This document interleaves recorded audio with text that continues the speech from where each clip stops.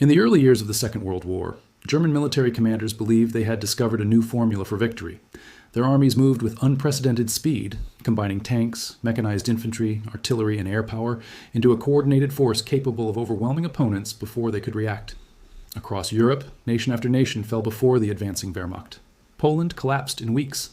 Norway was conquered with startling speed. The Netherlands and Belgium were overrun. France, considered one of the strongest military powers in the world, was defeated in a campaign that shocked observers across the globe.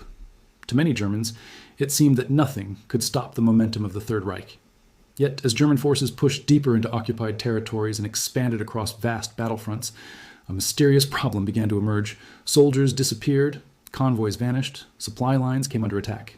Patrols entered regions only to encounter enemies who seemed to materialize from nowhere and disappear just as quickly. In many cases, German troops never fully understood who was responsible. The enemy was rarely visible. There were no major battles, no formal declarations of attack, and often no clear target for retaliation. Yet the losses continued. The source of these attacks was not a conventional army. It was a growing network of resistance fighters, partisans, underground movements, and local groups operating behind enemy lines. Across occupied Europe, ordinary civilians transformed themselves into an invisible army. Farmers, teachers, railway workers, students, factory laborers, and former soldiers joined secret organizations dedicated to resisting German occupation. Their weapons were often limited. Their resources were scarce. Many lacked formal military training. Yet they possessed one critical advantage. They knew the terrain, understood local conditions, and could blend into the population. This made them extraordinarily difficult for German forces to identify and eliminate. One of the most effective tactics employed by resistance groups involved sabotage. Rather than confronting German forces directly, underground fighters targeted the systems that allowed the German war machine to function. Railways became primary targets. Trains carried troops, ammunition, fuel, food, and equipment across occupied territories.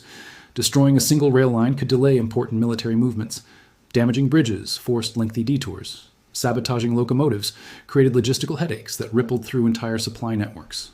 In many cases, German commanders focused on frontline operations, while underestimating the significance of attacks occurring hundreds of kilometers behind the lines.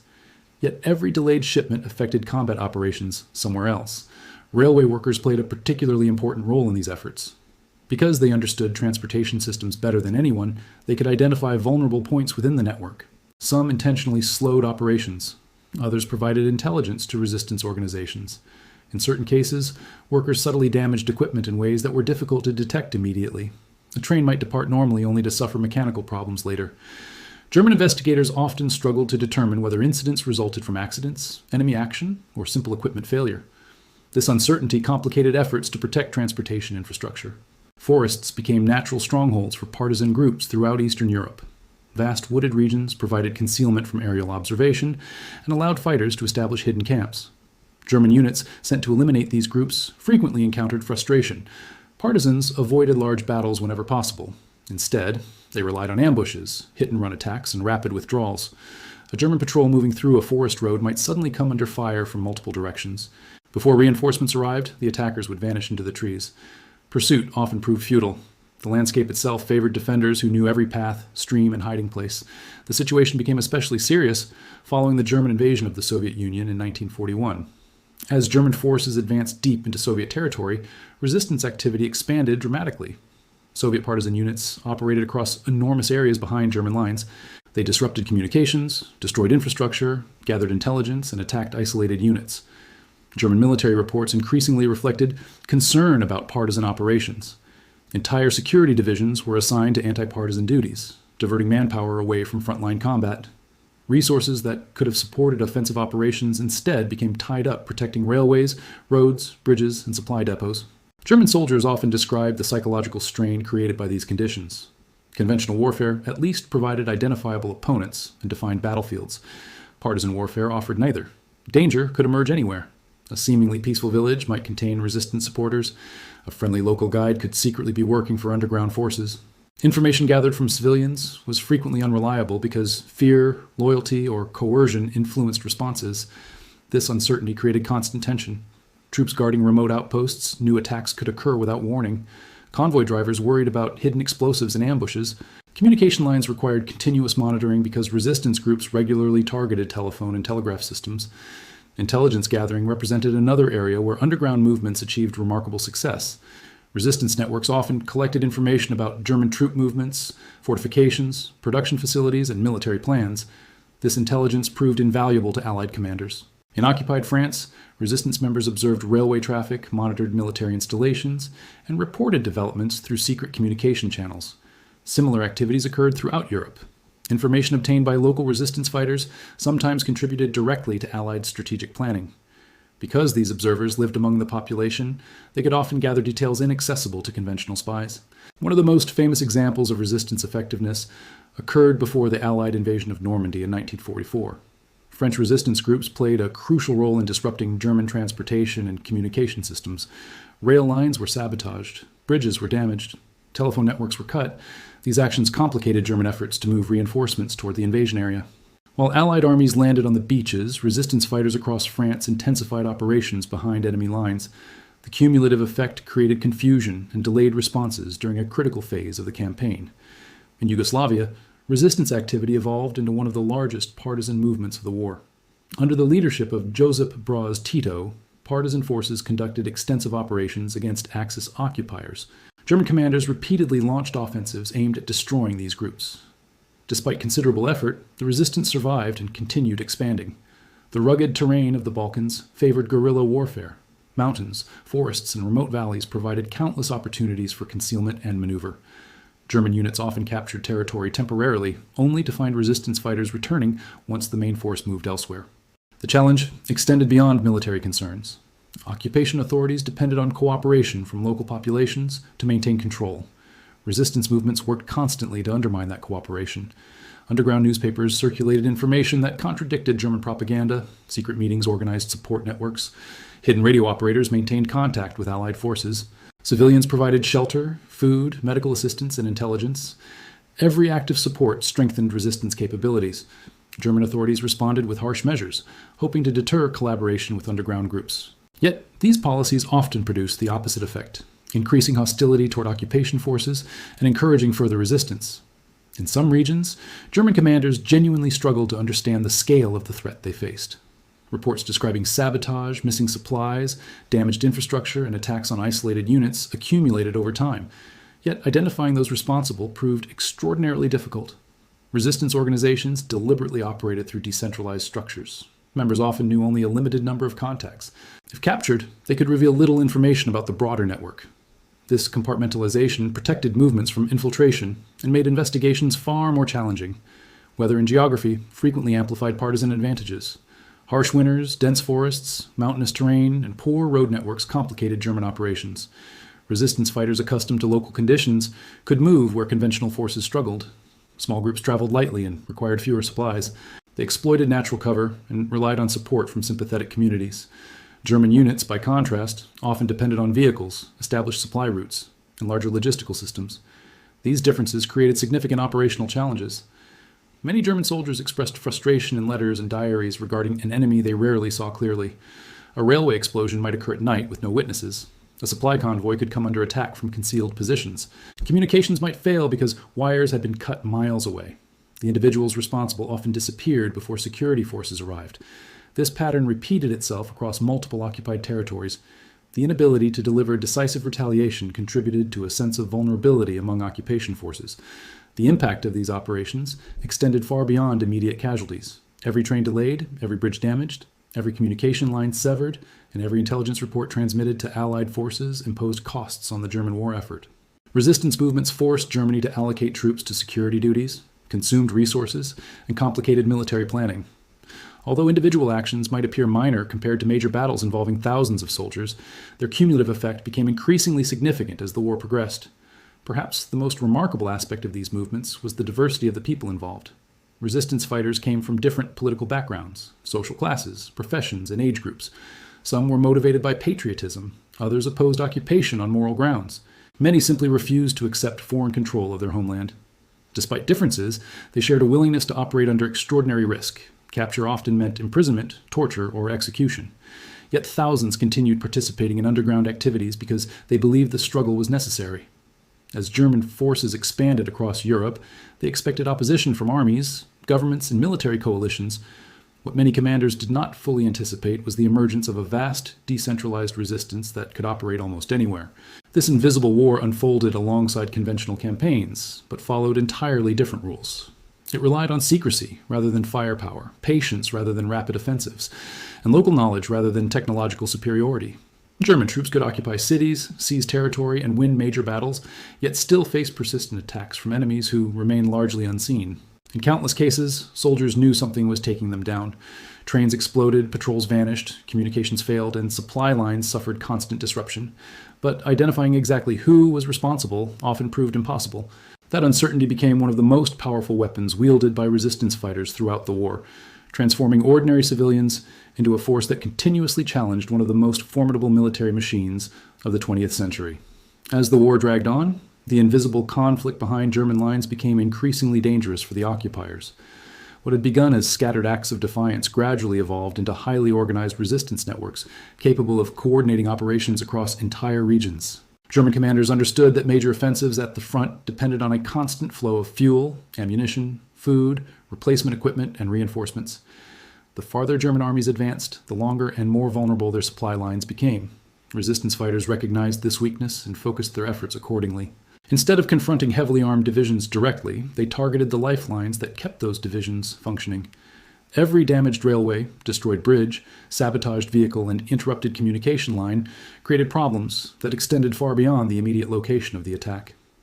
In occupied Eastern Europe, partisan operations reached levels that alarmed German military planners. Vast stretches of territory could not be fully controlled despite the presence of occupation forces. During daylight hours, German authority might appear secure in towns and along major roads. At night, however, the situation often changed dramatically. Resistance fighters moved through forests, crossed rivers, established supply routes, and launched operations against isolated targets. Entire areas became contested zones where German control existed largely on paper. Maps showed occupied territory, but reality on the ground was often far more complicated. German military reports from various regions repeatedly mentioned attacks against transportation infrastructure. Trains carrying troops and supplies faced constant danger. Resistance groups developed techniques for removing sections of rail, placing explosives, or damaging critical components of railway systems.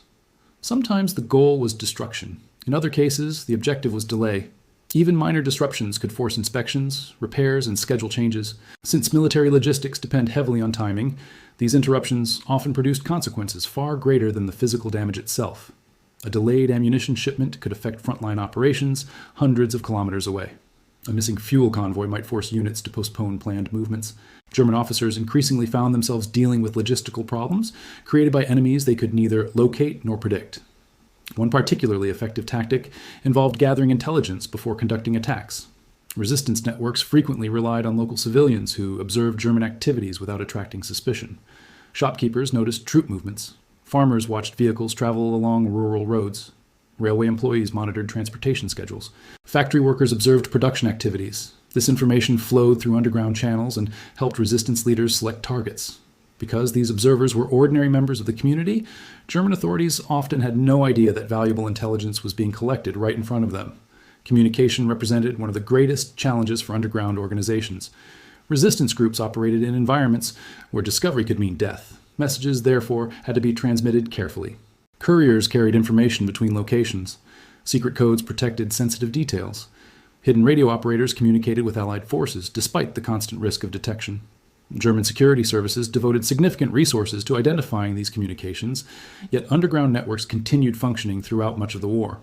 Every successful transmission strengthened coordination between local resistance movements and the broader Allied effort. The role of women within resistance organizations proved especially important. In many occupied territories, women served as couriers, intelligence gatherers, safe house operators, and communication specialists. Because German authorities sometimes underestimated their involvement, women could move through occupied areas with less suspicion than armed fighters. They transported documents, delivered messages, concealed weapons, and helped maintain underground networks. Their contributions often occurred away from the battlefield, but they were essential to the success of resistance operations. Without these support systems, many partisan groups would have struggled to survive. As resistance activity intensified, German forces responded with increasingly aggressive countermeasures. Special security units conducted searches, established checkpoints, and launched anti-partisan operations. Entire regions were subjected to sweeps intended to eliminate underground networks. Villages suspected of supporting resistance fighters faced harsh treatment. Yet these measures frequently produced unintended consequences. Civilians who might otherwise have remained neutral sometimes became sympathetic to resistance movements after witnessing occupation policies firsthand. Efforts to suppress resistance occasionally strengthened it instead. The forests of Belarus became one of the most significant centers of partisan activity during the war. Dense woodland provided ideal conditions for guerrilla operations. Thousands of fighters established camps hidden deep within the forest. From these bases, they launched attacks against transportation networks and military targets. German commanders repeatedly attempted to destroy these formations through large-scale operations involving thousands of troops. Although some partisan groups suffered heavy losses, many survived by dispersing, relocating, and exploiting their knowledge of the terrain. German units often discovered that controlling roads and towns did not necessarily translate into control of the surrounding countryside. In occupied France, resistance organizations grew stronger as Allied victory appeared increasingly possible. By 1944, many groups were conducting coordinated operations aimed at disrupting German military activities. Railway sabotage became particularly important.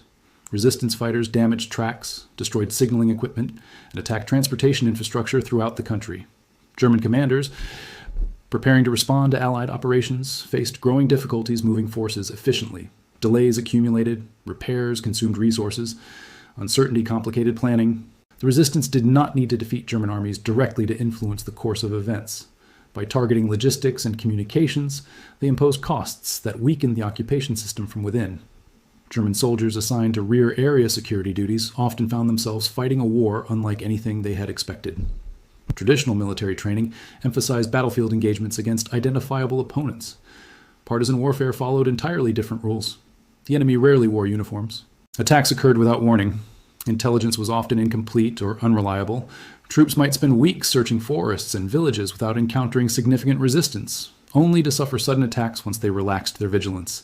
This constant uncertainty created psychological pressure that many veterans later described in their accounts of the war.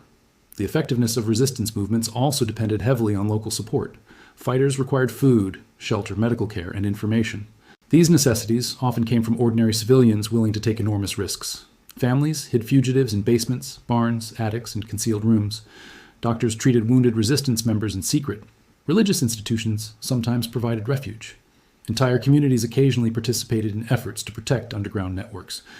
German authorities understood the importance of this support system and worked aggressively to dismantle it.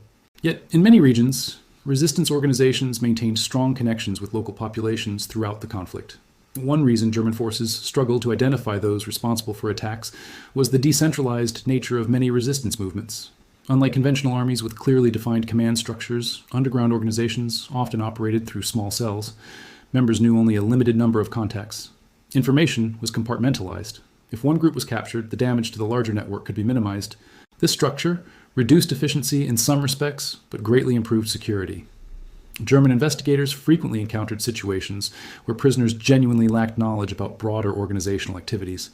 Sabotage extended beyond railways and bridges. Resistance fighters targeted factories producing military equipment, warehouses storing supplies, communication centers, and fuel depots.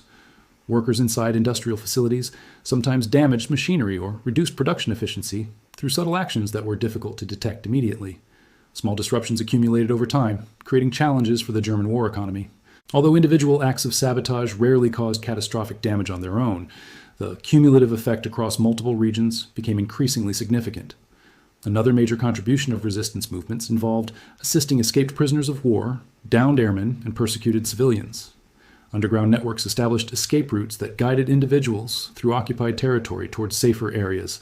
These operations required careful planning and extensive cooperation. Safe houses provided temporary shelter. Couriers escorted fugitives between locations. Forged documents helped people avoid detection. German authorities devoted considerable effort to dismantling these networks because they undermined occupation control and preserved valuable Allied personnel. The intelligence provided by resistance organizations often proved extraordinarily valuable. Local observers could report on troop concentrations, defensive positions, transportation activity, and military construction projects. Allied planners used this information to support strategic decisions. In some cases, resistance intelligence contributed directly to military operations by identifying targets or revealing weaknesses in enemy defenses. Because information came from people living within occupied territory, it often provided perspectives unavailable through other sources. As the war approached its later stages, German resources became increasingly strained. Frontline setbacks, growing Allied pressure, and expanding resistance activity created overlapping challenges. Troops assigned to anti-partisan duties could not simultaneously reinforce combat operations elsewhere. Security requirements consumed manpower, vehicles, fuel, and equipment. Every bridge requiring protection, every railway needing guards, and every suspected resistance area demanding surveillance imposed additional burdens on an already overstretched system. Many German officers eventually recognized that resistance movements represented more than a minor security problem. They had become a persistent strategic threat. Even when individual attacks caused limited damage, the overall impact was substantial. Occupation forces could never feel completely secure. Transportation networks required constant monitoring. Intelligence leaks remained a continual concern. Resources had to be allocated toward defensive measures rather than offensive operations. The invisible war behind the lines steadily drained strength from the German war effort. What made these resistance campaigns particularly remarkable was that they succeeded despite overwhelming disadvantages. Most underground fighters lacked heavy weapons, armored vehicles, artillery support, or air power. They faced one of the most powerful military machines of their era. Yet they compensated through adaptability, secrecy, local knowledge, and determination. Their objective was not to win conventional battles, but to make occupation increasingly costly and difficult. By that measure, many resistance movements achieved significant success. German soldiers often knew that attacks were occurring. They understood that supplies were disappearing, railways were being sabotaged, and patrols were coming under fire. What they frequently did not know was exactly who was responsible. Was it a local farmer providing information? A railway worker damaging equipment? A courier carrying messages between resistance cells? A hidden radio operator transmitting intelligence? A partisan unit concealed in nearby forests? The enemy was rarely visible long enough to be identified with certainty. This uncertainty transformed everyday occupation duties into a constant struggle against an opponent that seemed to exist everywhere and nowhere at the same time. By the final years of the war, resistance movements across Europe had become an essential component of the broader Allied effort. Their actions disrupted logistics, gathered intelligence, assisted military operations, and undermined occupation authority. They demonstrated that control of territory involves more than capturing land and deploying troops. True control requires cooperation from the population, and in many occupied regions, that cooperation never fully materialized. Instead, German forces found themselves confronting a hidden army composed of ordinary people who refused to accept occupation. These fighters operated from forests, mountains, cities, villages, factories, and farms. They rarely appeared in large formations. They seldom fought conventional battles, yet their impact was felt across thousands of kilometers of occupied territory. German commanders could measure the damage through delayed trains, destroyed infrastructure, missing supplies, and growing security demands. What they often could not measure was the full extent of the network responsible. That was precisely what made the resistance so effective. The occupiers knew they were under attack, but many never truly knew what was taking them down until it was far too late.